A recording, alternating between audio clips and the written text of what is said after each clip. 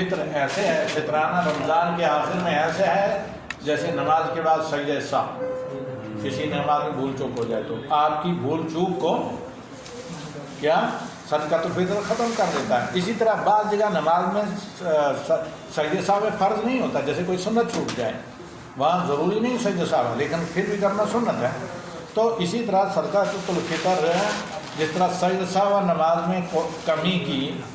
کا کیا کرتا ہے مداوع ہوتا ہے، اس کی تلافی کرتا ہے، اسی طرح زکوٰۃ الفطر روزوں کے اعداد میں جو کمی کوتاہی ہو جاتی ہے اس کے لیے کفارہ ہوتا ہے۔ تو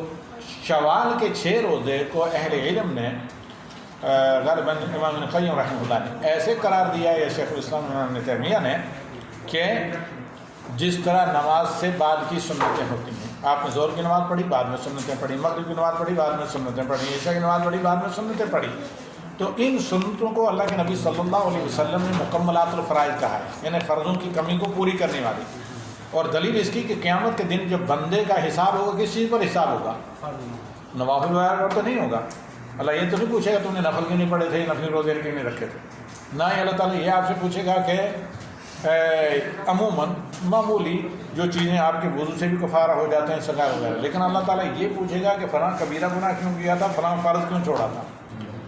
اب جب بندے کے فرائض تولے جا رہے ہوں گے تو فرشتے اللہ کو کہیں گے اے اللہ تیرے بندے کے فرائض تو کم پڑ گئے ہیں، یہ نہیں کہ وہ چھوڑتا تھا، یعنی جس آداب سے ادا کرنے چاہیے تھی نماز اس میں کچھ کمی تھی، تو اللہ کیا ہے الرحمن الرحیم، اور آخرت میں صرف اہل ایمان کے لیے رحیم۔ اور پھر اللہ تعالیٰ کہتا ہے وسعت رحمتک کل شیء، اللہ کی رحمت ہر چیز پر وسیع ہے، اور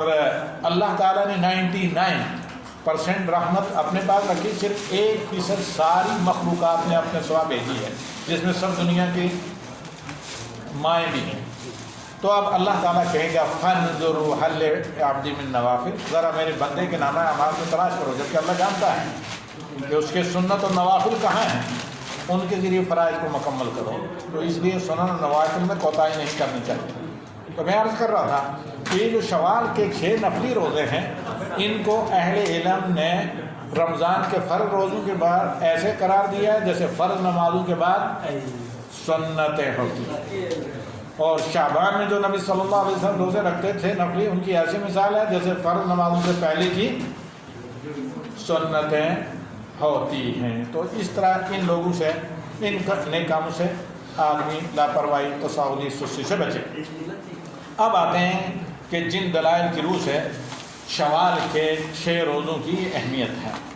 نا۔ ابی ایوب رضی اللہ تعالی عنہ ان رسول اللہ صلی اللہ علیہ وسلم قال من صام رمضان ثم اتبعه ستا من شوال فذلك صيام الدهر،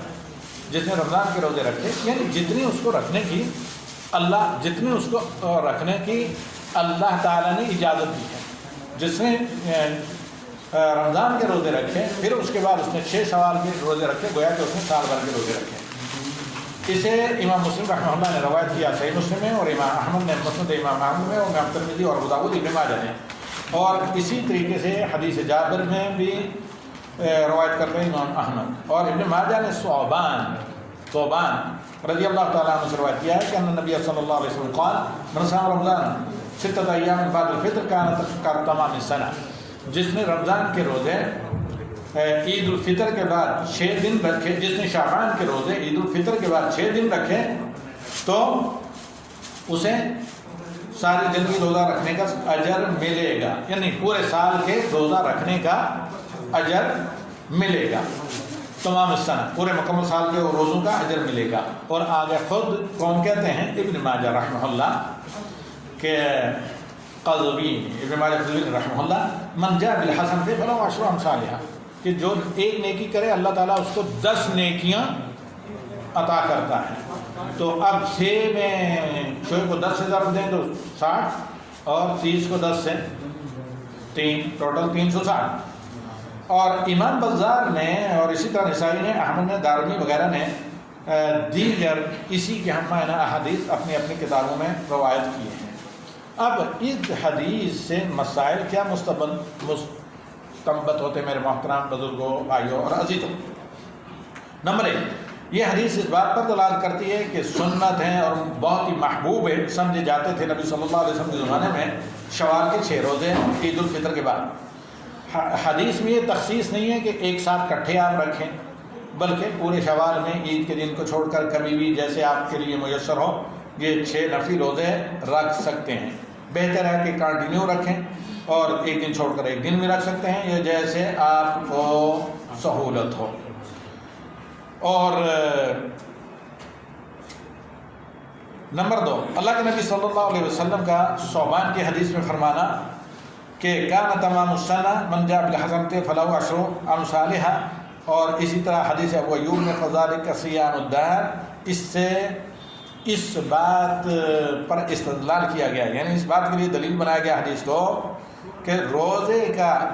شوال کے 6 روزوں کا اجر سال بھر کے روزوں کے برابر اس طرح ہوتا ہے کہ جو شخص ہر سال یہ رکھے تبھی جا کر ساری زندگی کے روزوں کا اجر ملے گا۔ اگر کوئی ایک ہی سال میں ایسا کرتا ہے تو پھر 1 سال کے روزوں کا اجر اسے ملے گا۔ ہم اس سے پہلے بتا چکے ہیں کہ صیام الدہر کنٹینیو ہمیشہ روزے رکھنا منع ہے، کیونکہ نبی صلی اللہ علیہ وسلم نے سوائے رمضان کے کسی مہینے کے پورے روزے نہیں رکھے۔ اور اسی طرح اللہ کے رسول صلی اللہ علیہ وسلم کا کہنا اللہ کے رسول صلی اللہ علیہ وسلم نے جو صیام الدہر قرار دیا ہے، یہ سورہ الانعام کی آیت نمبر 160 کی اس آیت کو دلیل بناتے ہوئے کہا ہے کہ من جاء بالحسنۃ فلہ عشر امثالھا۔ تو اب جو آدمی رمضان کے روزے رکھے گا 10 مہینوں کے برابر وہ ہوتے ہیں 1 in یعنی کتنا 10 in 30، اور پھر اس کے بعد 10 کو 6 سے ضرب دیں 60 تو پورا 360 جو ہجری سال کے دنوں کی تعداد ہوتی ہے۔ اور جو پابندی سے کنٹینیو یہ روزے رکھے تو اسے پھر اسی طریقے سے اس کا اجر ملے گا۔ نمبر 3، اس سے یہ بھی اصلاح کیا جاتا ہے کہ رسول صلی اللہ علیہ وسلم کا فرمان 6 من شوال یعنی اللہ کے رسول صلی اللہ علیہ وسلم کا فرمان 6 من شوال، ماہ شوال کے 6 روزے، حالانکہ یعنی یہ جو 6 سے مراد کیا ہے شوال کے دن۔ اور اس سلسلے میں فقہاء کے جو اقوال ہیں، اہل علم کے اقوال ہے، بعض اہل علم نے یہ کہا ہے کہ جیسے کہ احادیث میں آئے یہ روزے رکھنے مستحب ہیں اور کنفیوژن کا شکار نہ ہوں، اور بعض فقہاء کے آپ کو فتاوی ملیں گے کہ نہیں ناپسندیدہ ہے رمضان کے بعد رکھنا، اور معلوم یہ ہوتا ہے جیسے امام ابو حنیفہ امام مالک نے ان کو کراہت پر محمول کیا ہے، لیکن صحیح یہ ہے کہ یہ مستحب ہیں، شدید الاستحباب اور باعث اجر و ثواب ہیں، اور جو بعض اہل علم نے انہیں کراہت پر محمول کیا ہے حدیث میسر نہ ہونے کی وجہ سے یا ان تک احادیث نہ پہنچنے کی وجہ سے، تو لہذا رائے پر اعتماد کرتے ہوئے ان کو کراہت پر محمول کیا ہے، ورنہ احادیث کی روح سے شوال کے 6 روزے مستحب و مسنون ہیں، بہت زیادہ ان کی فضیلت ہے، اور جو رمضان کے بعد بلکہ رمضان کے بعد نہیں عید الفطر کے بعد کبھی بھی پورے شوال کے مہینے میں 6 روزے رکھے بہت زیادہ باعث اجر ہیں۔